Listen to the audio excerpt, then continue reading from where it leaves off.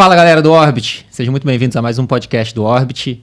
Hoje a gente vai conversar com um convidado super especial. Roger está aqui com a gente vai falar sobre ultrassom, tudo o que você precisa saber de ultrassom para você entender quais as indicações do exame, quando que ele deve ser realizado, quais são as particularidades que você não deve deixar de saber para fazer um exame bem feito e como que você usa ele na prática clínica.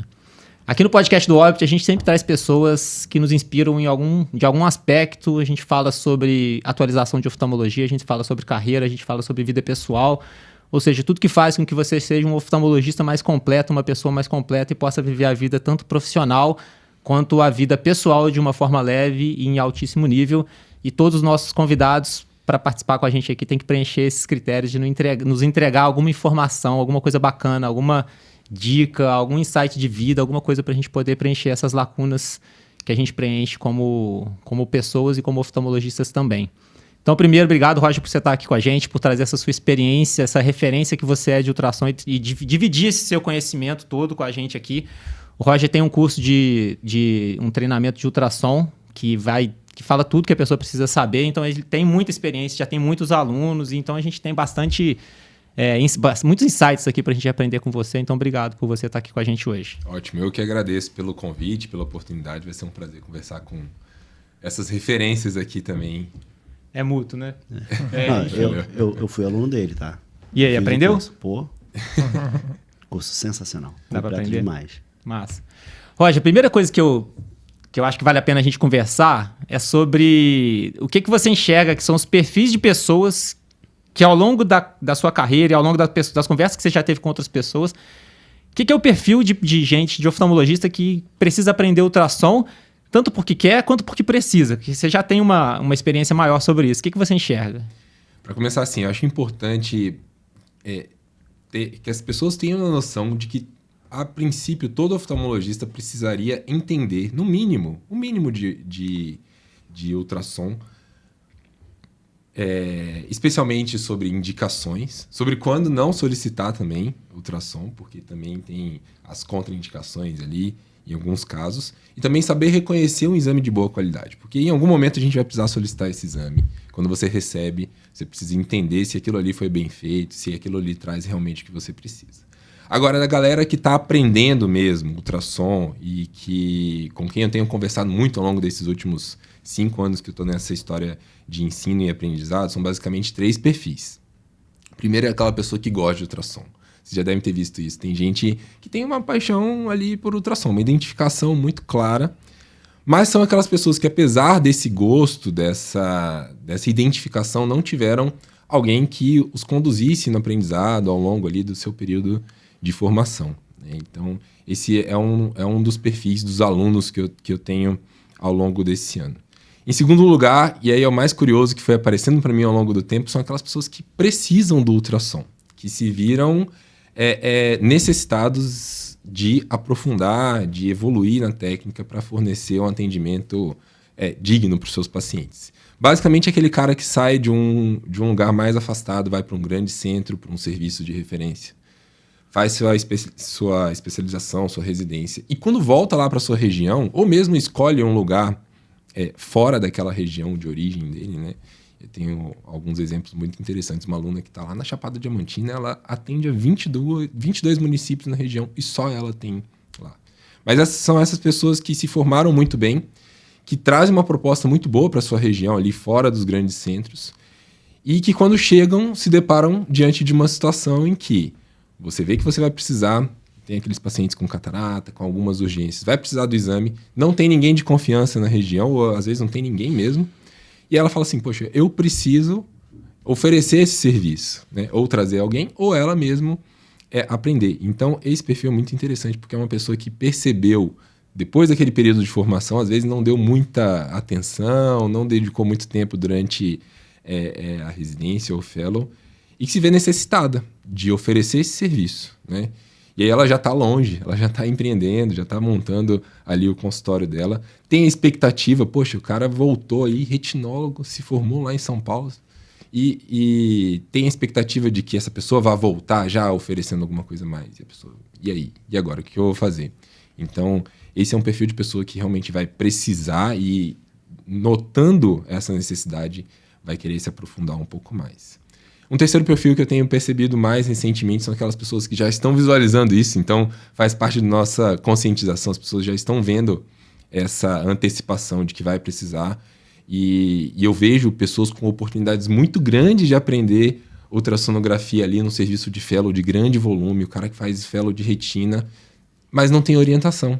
Então tem várias pessoas se especializando, órfãos de orientadores, que já sabem da importância, mas que tem um caminho um pouco mais longo de aprendizado por justamente não ter orientação. Então essas são as pessoas que realmente já estão querendo aí aprender um pouco mais. Esse comentário que você falou eu acho interessante porque ultrassom faz parte da propedêutica oftalmológica. E a gente aprende topo, a gente aprende paquimetria, a gente aprende microscopia e qualquer outro exame. E a maioria dos lugares, ultrassom é um exame que não se treina de verdade, não se... E assim, eu faço um paralelo com outra coisa que, assim, quando a gente conversa sobre o ensino de oftalmologia na faculdade, durante os anos de faculdade de medicina, eu tenho certeza que com todas as pessoas que eu conversei, eu tenho certeza que é de vocês também. Todo mundo fala assim, nossa, na minha faculdade era muito ruim. Eu tenho certeza que na sua era boa, não era? E a gente fica com aquela... E se você conversa... A gente teve a oportunidade de conversar com gente que se formou no Brasil inteiro e no mundo inteiro. Uhum. Nenhuma universidade do mundo ensina oftalmologia do jeito certo. Durante a faculdade, que eu quero dizer, faculdade de medicina, né? graduação de medicina. E a gente aprende depois. E eu acho que no ultrassom, a gente conversa com muita gente e não é literalmente igual, mas é um perfil muito parecido. Você fala assim, pô, na minha residência eu não aprendi, e na sua? E a maioria dos serviços passa. Serviços bons, serviços grandes, serviços de referência, passa também. Então não é só em serviço pequeno que passa, o ensino de ultrassom passa sem ser feito de uma maneira adequada, né? Sim, eu acho que isso acontece inclusive em serviços bons, serviços de referência mesmo. Eu acho que isso acontece, Badoró, porque justamente as pessoas negligenciam um pouco que o ultrassom precisa ter metodologia de ensino específico, precisa ter uma pessoa que realmente entenda para te ensinar. E aí, o que acontece? Muitas pessoas, às vezes, durante a residência, a formação, ela lida com o ultrassom como lida com uma topo, uma coisa, e não se aprofunda tanto. E aí acaba fazendo muito superficial, né? Ele acha que simplesmente o fato de você botar a sonda para lá, de lá para cá, de lá para cá, ver toda a cavidade vítrea, ele fez um bom exame de ultrassom. E não é. Então, eu acho que isso é um fator que contribui. Acho que você não ter alguém difundindo isso de uma forma correta e as pessoas negligenciando um pouquinho a importância do ultrassom. Não, além disso, eu me encaixo no terceiro perfil. Então, durante o fellow, eu percebia que eu ia ter essa necessidade. Vou terminar o fellow de retina e eu preciso também aprender isso aqui. E eu estava num serviço que tinha um serviço de ultrassom estruturado, então tinha a quem recorrer. Uhum. Eu podia, mesmo que informalmente, chegar lá e tentar aprender um pouquinho sobre aquilo. Mas não era uma coisa estruturada, não era uma coisa que tinha uma exigência comigo, era algo pessoal. O que o Badoró falou, eu acho que é verdade. Não depende só de você ter um serviço de ultrassom estruturado. Depende de você ter uma pessoa que está lá para tocar o serviço e fazer os exames, mas que tenha também a vontade de ensinar. E nem sempre isso casa. Às vezes tem uma pessoa que faz ultrassom e faz super bem, mas que não é um professor ou que não gosta da parte acadêmica de ensino. Ou não tem metodologia, né? Ou não tem metodologia. De ensino. Então, são poucos serviços que têm de maneira estruturada e que têm as duas coisas. Prestam o serviço e prestam o serviço didático também. Então, nem sempre isso tudo casa. Esse padrão informal que você falou é a regra. É a regra. Pelo que eu percebo, conversando com os alunos, conversando com as pessoas no Instagram. Exatamente. É a regra em diferentes níveis. Em vários serviços grandes no Brasil. E é lógico que eu entendo que o aprendizado mais aprofundado vai ser num curso específico de especialização, de subespecialização, de fellow em ultrassom. Mas, ao mesmo tempo, você tem residentes, R3, com agendas próprias, muitas vezes sem orientação. Tem fellows que vão lá, urgência, pronto-socorro, ou agendas eletivas mesmo, e os caras fazem 10, 15 ultrassons na semana. Fala assim, não, mas tem um cara da retina que quando precisa a gente... Assim, é uma oportunidade absurda de aprender. Você fazer 10 exames numa semana é uma oportunidade absurda de você aprender, ainda mais um serviço de grande volume. Vai ter uma casuística espetacular, mas o caminho do aprendizado vai ser 2, 3 vezes mais longo sem a orientação adequada. Mas isso aí é a regra. Então, assim, ou a pessoa que está fazendo ultrassom precisa ter orientação, mesmo que fora da subespecialização do fellow, né? Ou tem que ter a pessoa ali realmente responsável por tocar o serviço e cuidar da parte de orientação. E desses que saem, assim, desbravando, né? Que é esse perfil. É o cara que quer fazer, que quer aprender, mas sai desbravando. O que você vê... na verdade, são duas perguntas que eu ia te fazer. Primeiro, o que você vê de erro principal, assim, das pessoas, que poderia ser refinado, com pouquinha coisa dava para ajustar e evitar aqueles erros? O que você vê de erro principal? E o que você vê do erro do cara que nem tem essa cabeça de desbravar? Ele já pega simplesmente e sai fazendo. Antes de você responder, eu quero só acrescentar. Dá para aprender ultrassom desbravando? Também acho que é uma dúvida. Ah, sempre dá, né? Isso, Só que você vai ter uma arrebentação gigante e você vai deixar coisa importante para trás. Vai deixar. E seu nível de complexidade vai ser baixo, né? Você não vai fazer diagnósticos difíceis se você simplesmente sair desbravando. É o que eu falei, assim, né? Os fellows duram em torno de 1 a 2 anos, aqui, pelo menos aqui em São Paulo. Eu tô num fellow de 6 anos, praticamente. Tô lá no serviço do HC e aprendendo até hoje. Então, assim, num lugar com estrutura, com orientação, esse aprendizado já é de algum tempo prolongado.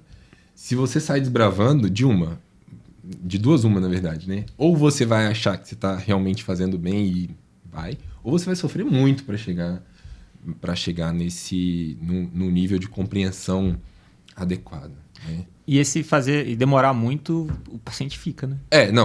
A gente está falando da gente, né? Exatamente. Mas então, o objetivo final é realmente prestar um atendimento digno ao paciente, porque a gente tem que imaginar, tanto do lado de quem faz o exame, quanto de quem solicita, que muitas condutas vão ser baseadas nesse exame. Você fez uma pergunta a respeito dos principais erros. Então, um dos principais erros é justamente a pessoa ir totalmente desavisada e começar a fazer o exame sem saber exatamente o que procura.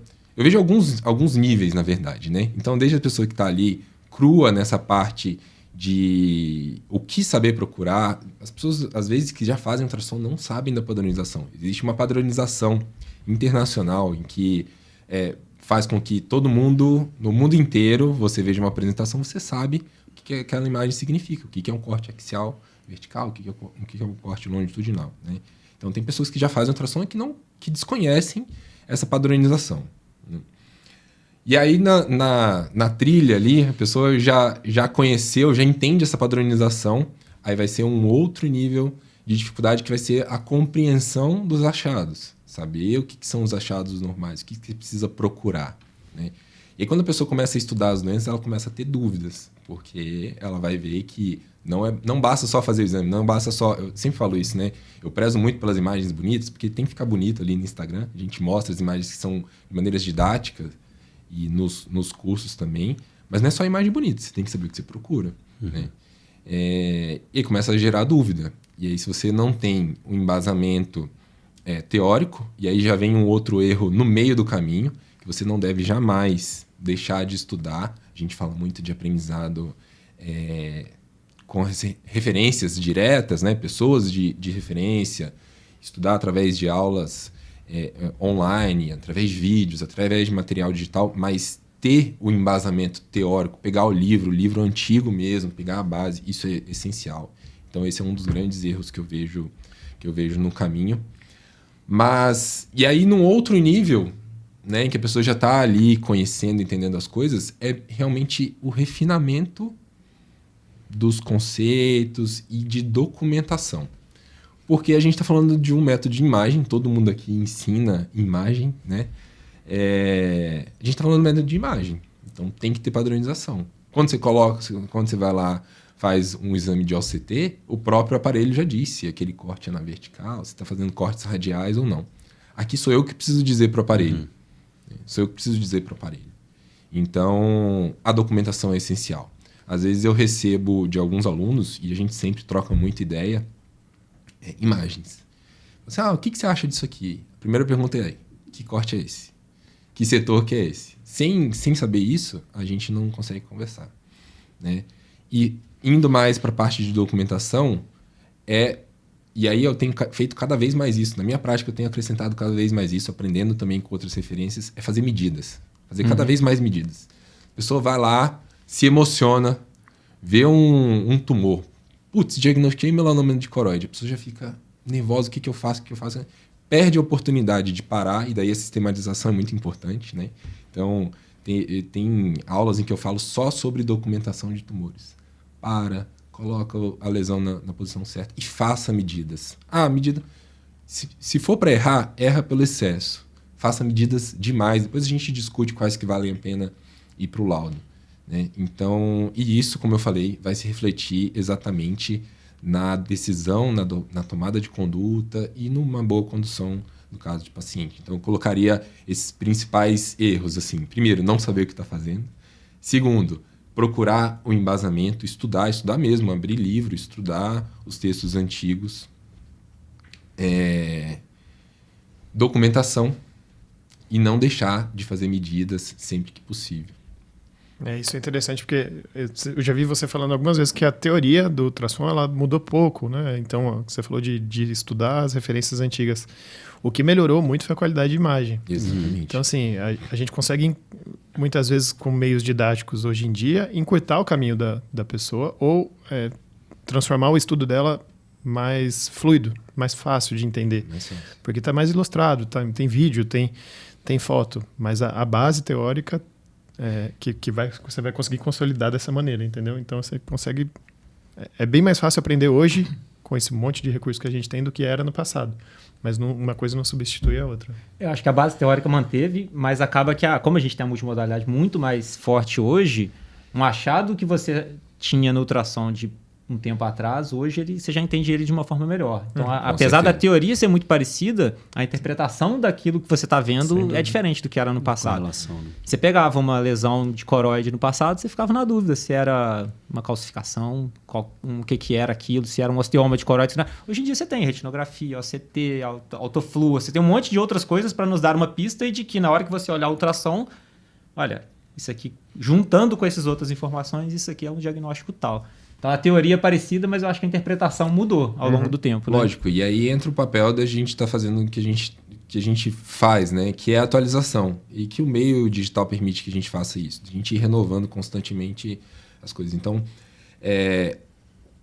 eu falo do livro porque teve um livro específico que mudou a minha maneira de ver o ultrassom, minha compreensão a respeito dos princípios, mas eu tinha uma grande dificuldade de transmitir o que estava ali, porque são imagens antigas. E a gente vê que a qualidade dos equipamentos melhorou muito ao longo do tempo, a qualidade das imagens melhorou muito ao longo do tempo.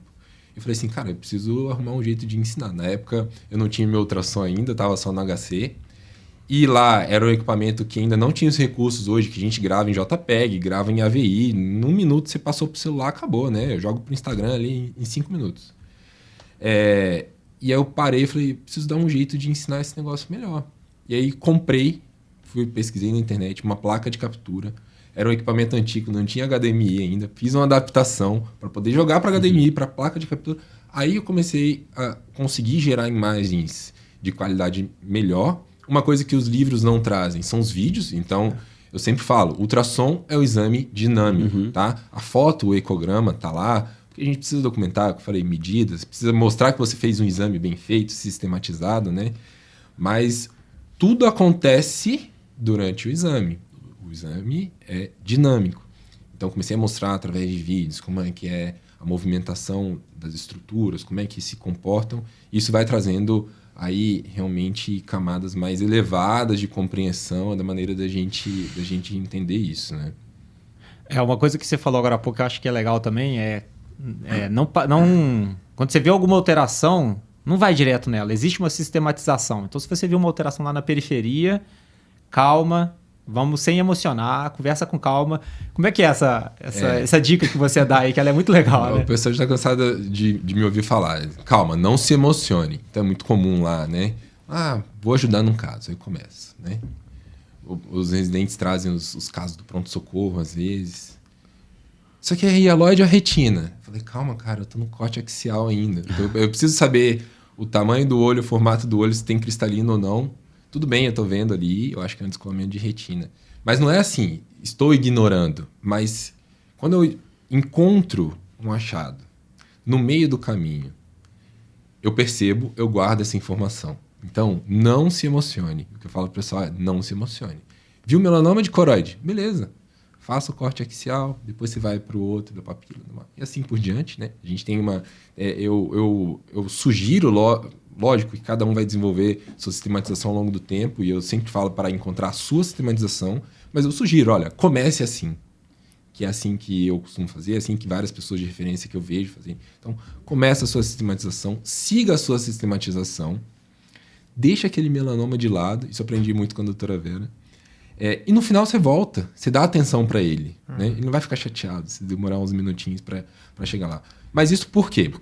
Porque você pode deixar passar informações importantes, outras, que é aquela lá que te chamou mais atenção dos seus olhos, é tudo muito visual. Se você ficar preso àquilo, você se emocionou, você vai lá dar atenção, aí quando você pergunta, qual que é o comprimento axial? Você comparou o comprimento axial com o olho contralateral? Fiquei só no tumor.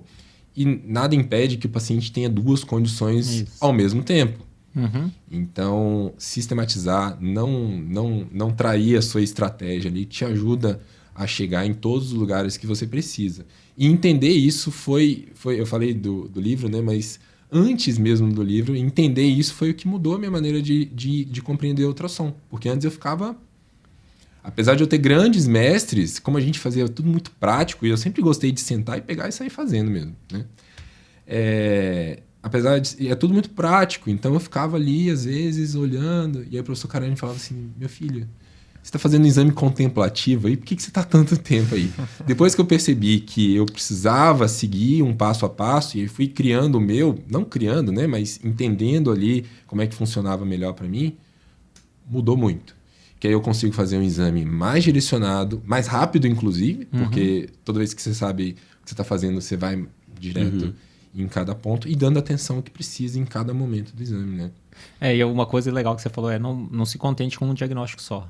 Isso. Pode ser que tenha mais de uma, inclusive. Se você não tem a sistematização feita, pode ser que você deixe passar alguma coisa a mais que tem ali, né? E é o que eu falei, né? As camadas de complexidade vão se somando. Então, depois que você entendeu os cortes, as incidências, a sua sistematização, aí você começa a ter que raciocinar em cima daquilo. No final das contas, a gente está falando de um paciente que tem uma condição que você está pesquisando. Essa semana mesmo, estava com um residente, e um residente que já entendeu, fez o exame todinho lá, mas ele... Aí, é o que eu falei, né? Aí você tem que acrescentar o raciocínio. Ele falou, tá tudo bem? Os cortes estão bons? Eu falei, tá bom. Mas por que esse paciente está com uma hemorragia vítrea, sem histórico de diabetes, sem... Enfim, né? Raciocinando em cima. Onde a gente consegue chegar com esse material que a gente tem?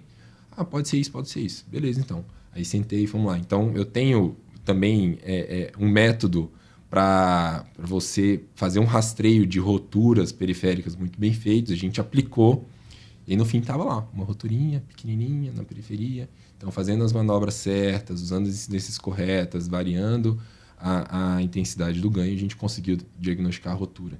Então, às vezes, você está preso à técnica, mas a doença está lá. E a gente também tem que procurar ela, né? Então, faz parte disso aí que você falou, de sempre apostar que vai ter alguma coisa a mais. Ou pelo menos não sossegar. Em casos como esse, eu não sossego enquanto não encontrar uma altura. Porque eu sei que a chance de encontrar é muito grande. Né? E se não encontrar, pelo menos você tem certeza absoluta. Que você fez bem feito. Exatamente. Que você que a gente não, fez eu falo que você fez bem feito. Claro que os métodos todos têm limitações, né? A gente nem tudo aparece ali. Mas eu tenho a segurança de que está muito bem feito. Essa segurança faz muita diferença, né? E assim, na prática, a gente faz ultrassom, mas muitas indicações de ultrassom são para fazer diagnóstico diferencial, e na prática a gente sabe que a maioria dos exames é normal. Né? Mas assim, uma coisa que é essencial para a gente é diferenciar exame normal de exame não normal. Sim. Então a primeira pergunta é, na sua prática, o seu serviço é de referência, você faz exames já de pacientes triados e tal. Ainda na sua prática, você acha que a maioria dos exames é normal? E a mesma pergunta, assim, na verdade, no dia a dia, você acha que na vida real de ultrassom de clínicas que não são as ultra-referências de ultrassonografia, mas clínicas normais, a maioria dos exames vai ser normal? E a outra pergunta é, como que a gente faz para ter certeza que um exame está normal? Porque muitas vezes o que a gente precisa saber é só isso. Né? A gente não tem. A gente acha que vai ser normal e a gente tem que ter certeza que está normal para, por exemplo, indicar uma cirurgia de catarata, que era uma catarata densa. A maioria dos casos a gente não tem a expectativa de que vai achar uma grande alteração ultrassonográfica ali, mas a gente tem que ter certeza que realmente não tem. Então eu queria te perguntar sobre. É uma pergunta tripla aí no final das contas. Tá. Sobre se a maior parte dos exames são normais ou não, depende muito das indicações. Não, a indicação clássica é das cataratas mais avançadas. Acho que, numericamente, é o que corresponde à maior parte dos exames. E aí a gente tem realidades diferentes, né? Eu tenho a realidade privada e a realidade do serviço público. Então, com certeza, no consultório eu atendo muito, uma proporção maior de exames normais, vamos dizer assim, porque realmente são aqueles pacientes idosos que desenvolveram catarata e você vai encontrar ali uma outra alteração mais no sentido de ter um descolamento do vítreo posterior, alguma alteração degenerativa e por aí vai. Agora, no Hospital das Clínicas, a gente vai ver uma infinidade de condições, né? Então, proporcionalmente, a catarata fica menor, mas justamente por ser referência, tem bastante catarata branca, né?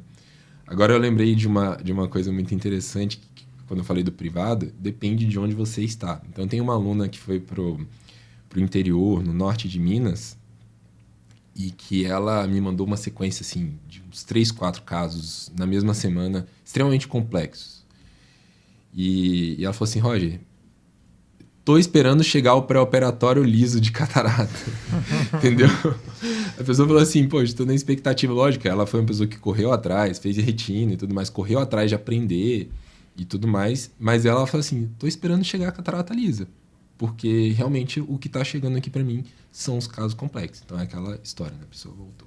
Mas voltando para o assunto, eu acho que na prática, na média, né, de alguém que talvez não esteja numa região aí muito referenciada, vai ser sim de exames normais, mas como você falou, a gente precisa saber reconhecer. Então, os pontos principais que eu acho para esses exames mais habituais, quero descartar que exista alguma condição mais grave. É você prestar atenção em aspectos anatômicos, né? Então, às vezes, a gente não tem o conhecimento, por exemplo, do comprimento axial do paciente. Identificar um paciente com alta miopia, com estafiloma posterior, comprimento axial elevado. Eu sempre fico com o pé atrás quando eu recebo pacientes, igual ontem, recebi um paciente jovem, de 40 e poucos anos, com uma catarata branca, um olho meio vermelho. Esquisito. Então, sempre fico com o pé atrás. Então, é um exame, entre aspas, só um exame, mas uma conversinha tem que ter com o paciente. Quanto tempo que você está assim, machucou o olho, não machucou? No fim das contas, o cara tinha um descolamento de retina crônico já. Enfim, a gente sabe que catarata tão avançada no paciente tão jovem não é tão comum. E aí, nessa entra de você dar uma checada no cristalino. Nosso objetivo, quer dizer, a gente está falando aqui de ultrassom, modo B, segmento posterior, basicamente, né? Então, nosso objetivo não é fazer a UBM ali, o UBM é um pouco menos acessível do que o ultrassom padrão, mas dar uma conferida no cristalino, e a gente tem meios de fazer isso, é importante também. Posição do cristalino, se não tem aumento de mobilidade, isso eu sempre procuro, tá? Passando disso, então, eu estou seguindo o raciocínio da minha sistematização de exame, formato do olho, presença do cristalino, desculpa. Vítreo é sempre muito importante. Então, como eu falei, paciente que tem catarata total, nada impede que ele tenha uma rotura periférica. Então, avaliar o status do vítreo, se tem descolamento do vítreo posterior ou não. Lógico que a parte óptica não corresponde necessariamente ao correspondente acústico, vamos dizer assim. Mas talvez seja interessante você entender se o paciente tem muita opacidade de meios, né? Opacidade vítrea. E às vezes a gente detectar isso no pré-operatório já vai evitar aquele assim, fiz a catarata e agora eu enxergo um monte de mosquinha. Não, olha, já existia um descolamento do vítreo previamente e uma pesquisa impecável de rotura periférica. Então eu tenho que saber onde encontrar as roturas. Eu tenho um caminho, a rotura sempre vai se encontrar num determinado ponto onde a hialoide vai se encontrar com a retina. Então, eu sempre vou procurar esse ponto em todos os meridianos. E daí a gente vai para a mácula, estrutura, a gente está entre retinólogos, né? Então, a estrutura mais nobre do olho, a mácula, avaliar se existe alguma mudança no perfil, espessamento. Teve dúvida, compara com o olho contralateral. Nervo é sempre uma polêmica, porque é o tal da escavação evidenciável, mas que nem sempre significa glaucoma. Então, saber diferenciar, nem sempre é possível, mas saber diferenciar uma depressão ali do nervo mais pro lado fisiológico do que de uma mais provavelmente patológica é importante. Então, isso é um exame normal, padrão, e tudo que a gente tem que procurar. Você vê que não é pouca coisa, são bastantes detalhes, né? Eram 3 perguntas. Não, era isso. Não, Era essa, você já respondeu as 3. É. E tem ainda, falando sobre raciocinar clinicamente em casos estranhos, como você falou, um paciente jovem, com o olho um pouquinho vermelho, com a catarata, existe a chance de ter tido um trauma ocular penetrante com uma limária de ferro, alguma coisa assim. Saber o que você tem na mão e tentar raciocinar também no que pode ter acontecido e perguntar é importante. Coincidentemente, nele eu fiquei com uma suspeita de corpo estranho também. Uhum.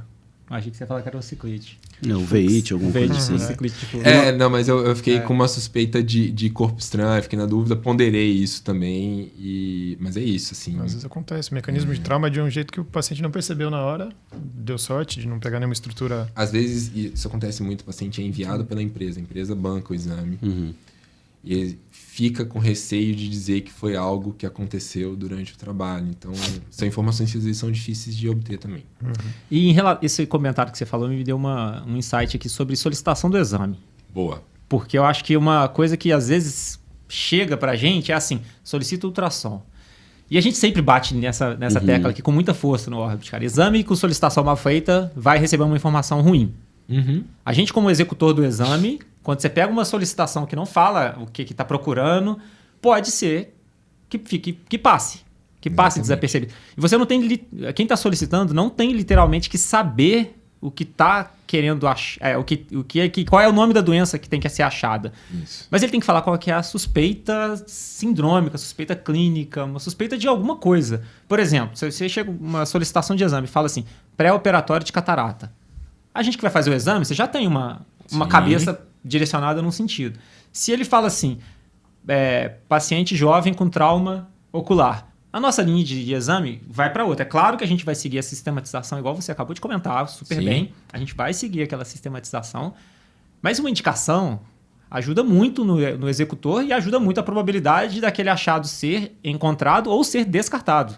Como um crowd. Inclusive porque a gente escreve no laudo. Não foram encontrados sinais de corpo estranho intraocular.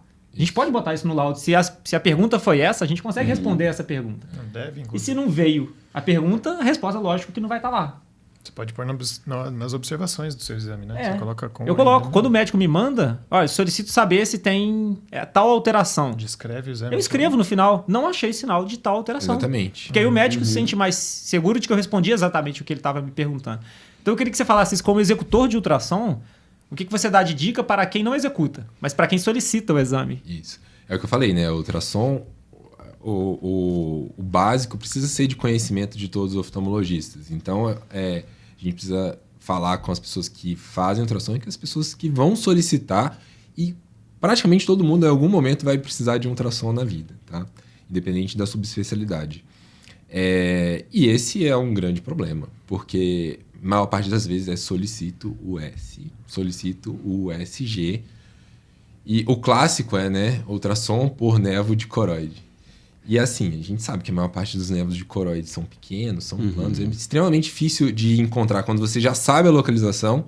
Imagina quando você não sabe. Você tem um olho inteiro para procurar uma lesão de menos, às vezes menos de 1 milímetro. E eu vejo isso como uma responsabilidade. Eu falo muito sobre o laudo, né? E eu tenho... também desenvolvi assim, um método para a pessoa começar a fazer um laudo bem feito, cumprindo com todos os critérios, para que fique uma coisa reprodutível, compreensível para quem lê. Eu falo muito do laudo, que o laudo é um instrumento muito importante de comunicação, mas o pedido também porque eu falei que, como a gente falou, no fim das contas, um exame complementar é o que vai definir muitas vezes a conduta do médico que solicitou. E se o médico não exprime o que ele quer saber, a gente fica realmente correndo risco de ficar devendo informações, né? Então, o pedido do exame é um importantíssimo instrumento de comunicação também, né? Porque não só eu vou direcionar bem o meu exame para como eu aumento meu conforto em dar esse tipo de respostas mais categóricas, né? Então, tem o clássico na ultrassonografia, que você fala assim, achados compatíveis com alterações inflamatórias, degenerativas ou hemorrágicas do vítreo. Porque realmente o ultrassom não sabe o que é hemácia ou o que é célula inflamatória. Mas se o cara me fala assim, olha, esse paciente tem uma retinopatia diabética no olho contralateral, eu examinei, dilatei a pupila, examinei, eu vi uma coisa vermelha lá, é sangue. A minha resposta vai ser, os achados são compatíveis com o processo hemorrágico que você me relatou, né? E aí é o que eu falei, para mim, na minha cabeça. Processo hemorrágico ou está relacionado a doença com proliferação fibrovascular, ou eu vou procurar outra coisa. E aí, essas outras coisas eu já sei o que eu preciso fazer também, minha sequência de exame. Então, fica muito mais tranquilo para mim, né? Agora, eu vejo aquilo lá, que eu não sei diferenciar, e às vezes realmente não é possível. Se é um quadro de uveíte ou hemorragia vítrea. O laudo vai sair com várias hipóteses. Com várias hipóteses, vai ser aquele laudo escorregadio, né? E o nosso raciocínio fica um pouco mais disperso. O exame fica um pouco mais demorado, você exige um pouco mais do paciente ali, ou você vai ter que passar mais tempo conversando com o paciente, e aí vira uma consulta, né?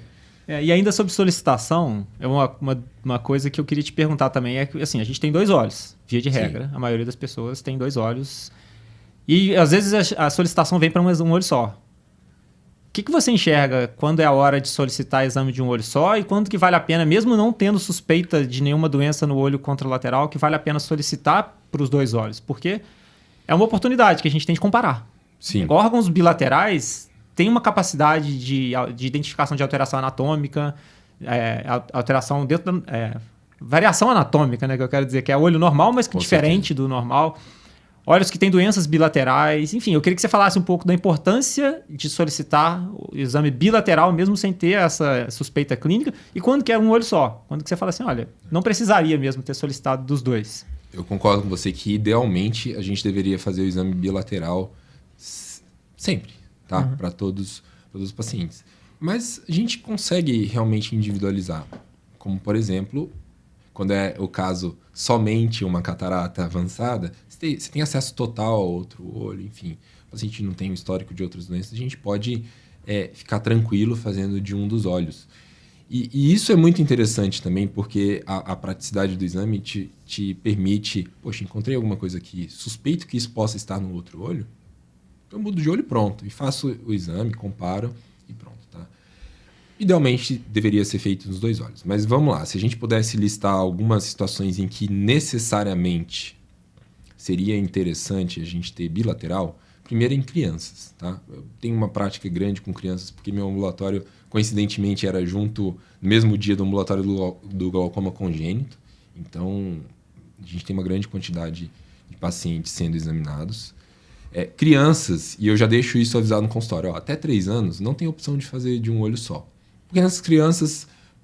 Primeiro, criança precisou de ultrassom, coisa boa não deve ser, né? E como a minha professora fala, até que se prove o contrário, essa criança tem um retinoblastoma. Então eu não posso deixar de fazer o exame bilateral numa criança. E existem alguns casos relatados de que o diagnóstico fundoscópico era de um retinoblastoma unilateral e o ultrassom demonstrou o exame também no olho contralateral. Então criança, realmente, pelo menos até 3 anos, não dá para não fazer dos 2 olhos, tá? Outra situação, e tem muita... às vezes... chega esse tipo de pedido, como hipótese diagnóstica, ftises, processo hipotrófico do olho. E, para a gente falar que um olho está hipotrófico, é importante a comparação com o olho contralateral. Então, acho que é uma situação em que você precisa ter dos 2 olhos, senão você não vai conseguir afirmar que aquele olho afetado realmente está com a estrutura comprometida, tá? Paciente automíope, com catarata total eu acho interessante também, principalmente aqueles pacientes com uma miopia patológica muito avançada, porque aí a gente tem uma chance maior de ter assimetria no formato e no tamanho dos olhos, e a biometria é um desafio muito grande, né?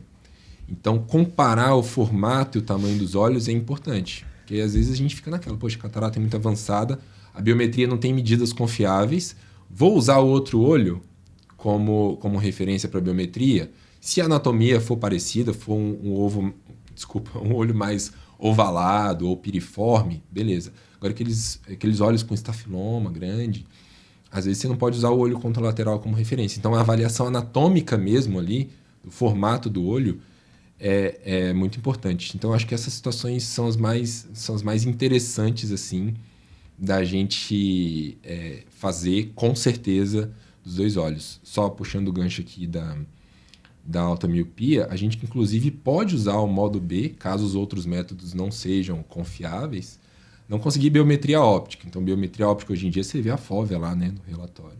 Não conseguiu. A biometria ultrassônica modo A não deu parâmetros confiáveis, cada hora tem uma medida diferente, a gente pode usar o modo B, escolher o lugar aproximado da mácula ali e usar a B-biometria. Então, aí você vai casando informações do modo B com a medida da óptica do segmento anterior, pelo menos, para aumentar a precisão. Então, a gente consegue fazer isso também. Tá? Agora, durante o exame, apareceu alguma condição ali, eu vou lá e comparo. O legal do ultrassom ser tão prático em tempo real, não precisar de dilatação, é isso, né? Que você consegue, na hora, tomar essa decisão. Poxa, encontrei aqui algo que parece uma retinosquise. A incidência de bilateralidade é muito grande. Então, encontrar o achado no olho contralateral reforça a minha hipótese diagnóstica. Eu vou no outro olho temporal inferior. Encontrei nos dois olhos? Ótimo. Consigo direcionar. Drusa de papila também costuma ser bilateral. Por aí vai. E isso faz diferença demais. Esses dois exemplos que você deu, né? Clássico. Retinosquise é diagnóstico diferencial de descolamento de retina, com condutas completamente diferentes uma da outra. Costuma ser um achado incidental de exame. Às vezes a pessoa nem sabe quando pediu o exame. E chega muito. Muito, muito. Chega muito. Diagnóstico diferencial e o ultrassonografista acaba tendo que responder essa pergunta, se aquilo ali é um DR inferior, que também é comum de ser um DR inferior bilateral. Localizado. Não é incomum a gente achar DR bilateral inferior em pacientes. E a outra coisa que você falou é a drusa de papila, que tem um diagnóstico diferencial com edema de papila. Exatamente. Que é uma conduta totalmente, assim como do descolamento de retina, assim, você caminha para uma coisa benigna para uma outra coisa completamente intervencionista. Exatamente. Então a gente define muito conduta, né? Eu sou bem a favor de exame bilateral, sabe? Eu acho que pelo fato de ser órgão duplo, a gente tem uma chance de aumentar muito o nosso índice de precisão de diagnóstico. E até para coisas, igual você comentou, catarata densa. Eu gosto de fazer nos dois olhos mesmo assim. Porque, poxa, você pega um comprimento axial de um olho, 20 milímetros, você pega no outro, 24. A conversa é diferente. A conversa do pré-op já vai ser diferente para o resultado de prognóstico. Provavelmente esse olho é um olho amblíope por anisometropia. É possível que seja. Então, eu sempre gosto de fazer bilateral. Eu acho que é essencial para a gente poder aumentar nosso leque. A gente tem ali a escavação evidenciável num olho. Você pega no outro, não tem. Você fala, o que aconteceu nesse olho? Né? Eu acho que vale a pena. E eu estimulo sempre. Os médicos que me mandam para fazer exame, eu falo, sempre que possível, peça exame bilateral, porque para mim é mais fácil chegar numa resposta. Para eu te dar uma resposta, se eu tiver dois olhos, é mais fácil de eu entender o que eu vou te falar. E se é um paciente da sua clínica ainda, que está ali dentro, que você consegue ter uma conversa com o médico, às vezes você consegue associar, por exemplo, outros exames, você falou da multimodalidade, muitas vezes eu dilato o outro olho, não só faço ultrassom do outro olho, eu dilato e vejo o outro olho como está. Ou mesmo o olho que foi solicitado o ultrassom quando tem transparência possível para isso. Ou uma autoflua para ver uma drusa de papila, você consegue direcionar e melhorar a assertividade no diagnóstico, nas coisas, né? São outras coisas ajudando o ultrassom. Ou ajudando o raciocínio. Os nevos, quando não vem com desenhinho ou a pessoa manda uma retinografia, às vezes tem que fazer isso, tem que dilatar, procurar onde está o nevo para poder direcionar lá. Né? É isso aí. E outra pergunta que eu te falo, a gente estava falando sobre a teoria da ultrassom ao longo dos anos não ter mudado tanto, mas eu ia te perguntar também sobre equipamentos de ultrassom, que você falasse um pouco sobre isso. A OCT, por exemplo, de extratos para cá, é outro aparelho, é outro nível de identificação de alterações, é outro nível de estudo. Quem estudava extratos não pode estudar, não pode manter o mesmo nível de conhecimento de um swap source, enfim. É outro aparelho. Outra realidade. que você entende do avanço de tecnologia de ultrassom ao longo das décadas, ao longo dos últimos anos, inclusive, em relação à qualidade de imagem, em relação a pessoas que... eu tenho um aparelho de 10 anos de atrás, tá bom ainda, de 20 anos atrás, tá rodando, tem coisa melhor? O que você entende que teve de diferença aí ao longo das décadas, ao longo dos anos? Sim, essa parte técnica é muito, muito importante a gente compreender. Então, como eu falei, né? A gente vai estudar nos livros, as imagens são mais antigas. Os livros mais consagrados, mais antigos. E a gente vai vendo que a essência não muda, mas a percepção de algumas nuances ali vai mudando à medida que os equipamentos vão evoluindo. Não só da parte técnica de aquisição de imagem, mas da maneira como a gente vê, né? Então tem um ecógrafo antigo da Alcon que é excelente, tem vários recursos muito interessantes, mas que é uma telinha de tubo de menos de 10 polegadas. Então assim, não só a aquisição, como a maneira como a gente consegue enxergar, tem equipamento agora com tela de 21 polegadas, né? Então você vê a coisa muito maior ali na frente. Então tudo isso vai melhorando a nossa percepção, mudando um pouquinho a nossa compreensão sobre alguns aspectos. Então, o melanoma de coroide grande, a gente consegue visualizar a vascularização pela velocidade de aquisição da imagem, o processamento da tela. Você pode dar zoom em tempo real. Então, assim, é muito mais recursos que a gente pode usar para avaliar esses detalhes que vão ajudar a gente a seguir o raciocínio, né? Mas o pessoal, né, os laboratórios, os fabricantes, eles têm sim agregado muita coisa de tecnologia para que a gente consiga qualidade de imagem sem perder a amplitude de informações que o ultrassom traz. O que eu quero dizer com isso? Tem um princípio que tem relação com o comprimento de onda, né? Quanto maior a frequência, melhor a qualidade. Por isso que o BM mostra detalhes espetaculares da zônula, por exemplo. Mas você diminui muito seu campo de avaliação. E aí você sai de sondas de 10 MHz, que é a padrão, 10, 12 MHz, vai para sondas de 15, que já acrescenta um nível de detalhes maiores, só que com processamento, com ajuste de engenharia, a sonda de 15 você consegue uma melhora da qualidade sem perder tanto profundidade de foco. Né? E aí, mais recentemente, vem os caras e botam uma sonda de 20 MHz, que a sonda de 20 antiga que a gente tem lá no HC é espetacular. A gente mostra o detalhe da mácula, lógico, né? OCT, mas já mostrei buraco de mácula, edema cistoide, a gente consegue ver alguns detalhes mais grosseiros, mas que só via ali a parede posterior. Agora a gente tem sondas de 20 MHz que dão uma qualidade espetacular da parede, mas que você consegue fazer um corte axial, de ponta a ponta no olho. Como? Engenharias, cara, colocaram 5 transdutores anelares dentro de uma sonda. Então, essa parte, e aí a vantagem que a gente tem dessa indústria mais consagrada, né, dos fabricantes que estão mais tempo nesse mercado e que realmente investem nisso, de trazer mais tecnologia para poder dar mais definição para a gente e conseguir trazer mais informações, né? Tanto da identificação de pequenos detalhes, rupturas pequenas na periferia, detalhes da mácula, muito relacionado a tumores também, então melhora a nossa precisão na hora de medir tumores. Isso é importante para determinar tratamento, principalmente nos melanomas, né, de coroide. Então eu vejo isso como algo muito legal, assim, muito legal. E para a gente finalizar... Desculpa, em relação à idade do aparelho, tá. Os de 10 anos atrás estão funcionando muito bem ainda, mas nos últimos 3, 4 é que surgiram aí essas novas tecnologias, essas sondas de 20 que têm uma profundidade de campo maior e que a gente tem mais detalhes. Mas assim, o que tem de 10, 15, de alguns anos um pouco para trás, serve muito bem para o que a gente precisa hoje em dia.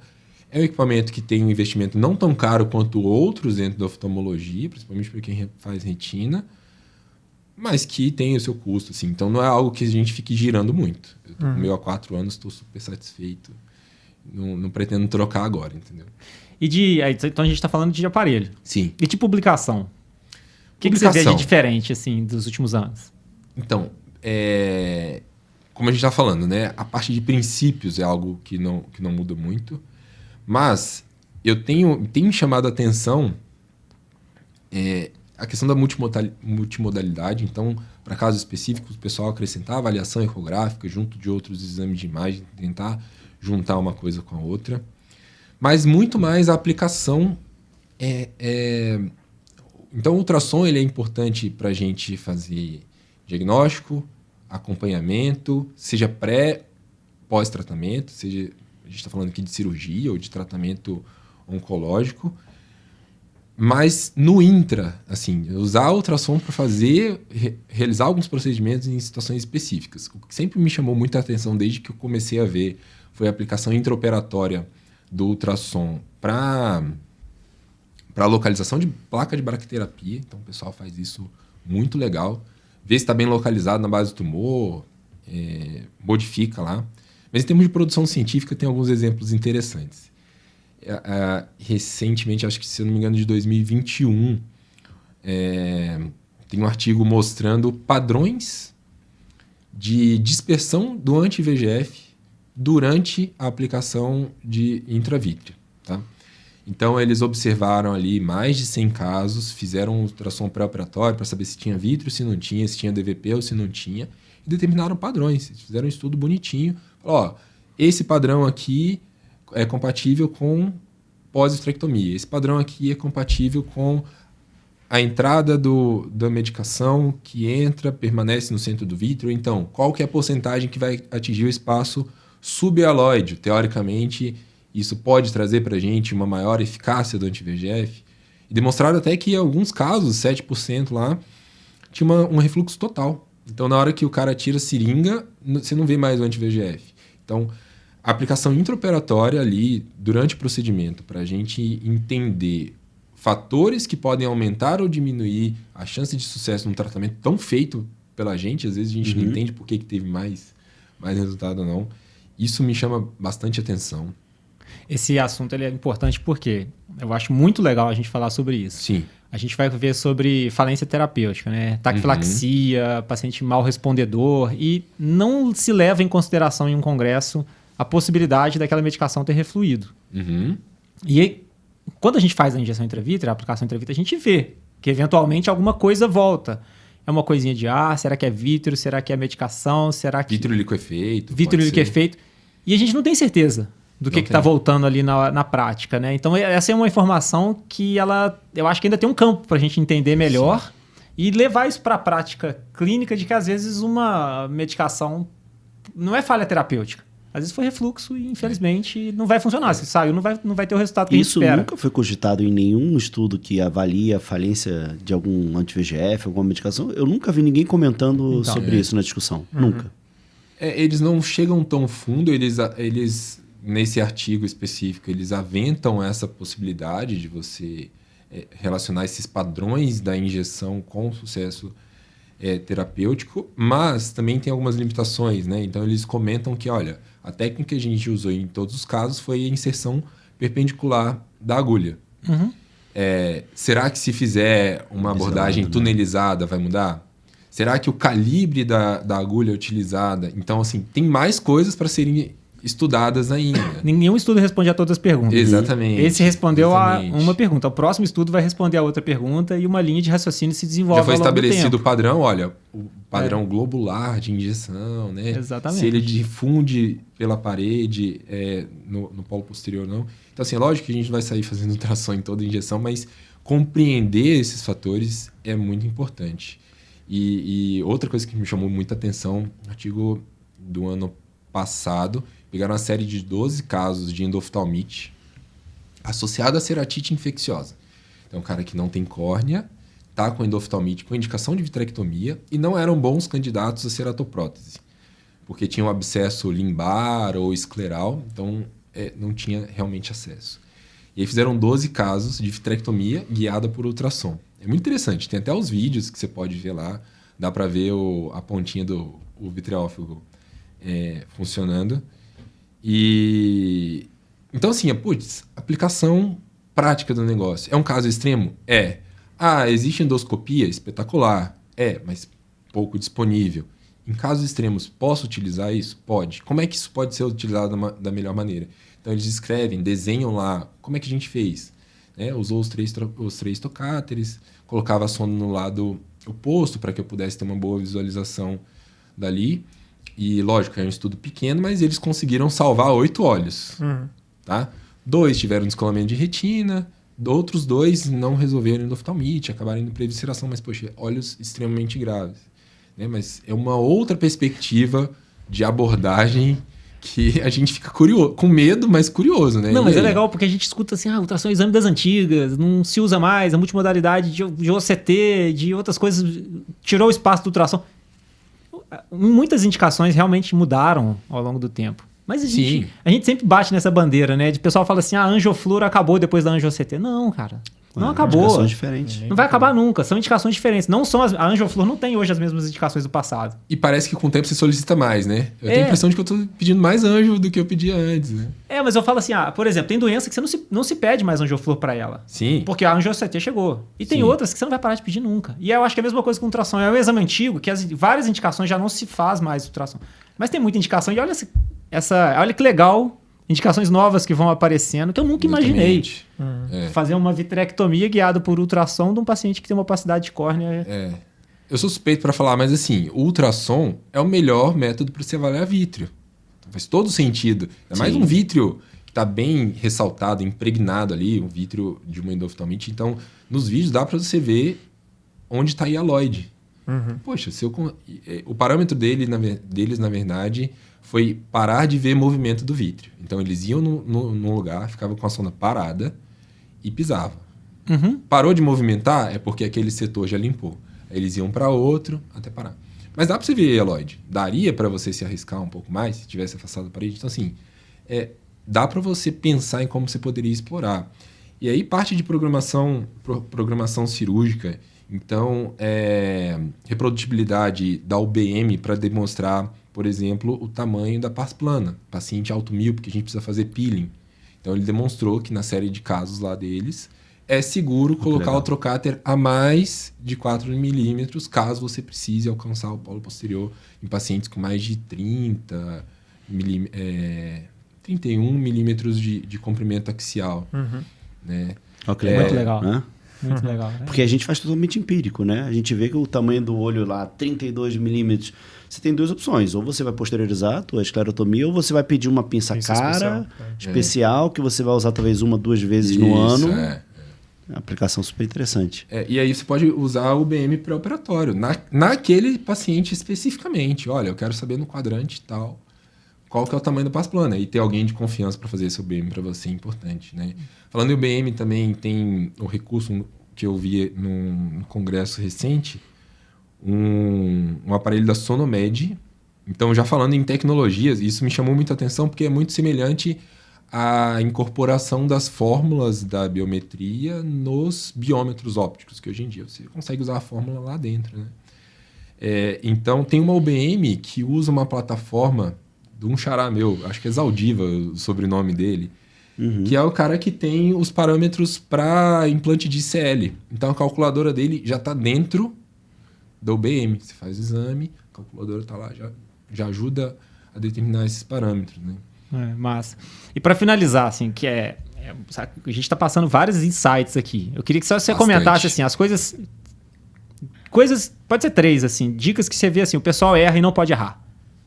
Na ultrassonografia ocular. Pode até ser alguma coisa que você já tenha comentado aqui no podcast já.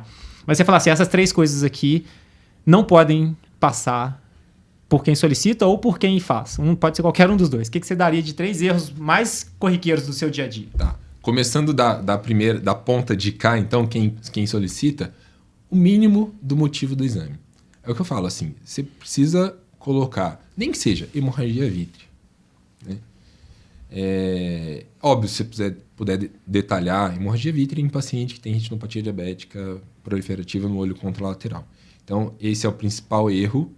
E eu vejo que, assim, na rotina da galera, ainda mais a galera que toca muito serviço, o pedido sai ali no automático. Mas... Não tem porquê, né? Não tem porquê, porque é muito É simples, é rápido. Digitando, você consegue fazer isso no segundo, mas eu não sei por que as pessoas insistem em não colocar o motivo do pedido. E como eu falei, o interesse único é beneficiar o paciente com isso, né? Porque a gente vai ter um resultado melhor, tá? Segundo erro de quem faz é não seguir uma sistematização, tá? Isso realmente muda a história de quem faz o exame. E terceiro é documentação. Eu bato a tecla nisso. Você tem que identificar. Todos os cortes longitudinais são iguais. Se tiver no setor superior, temporal inferior, o corte vai ser a mesma coisa, aquela coisa ali: nervo, parede, músculo.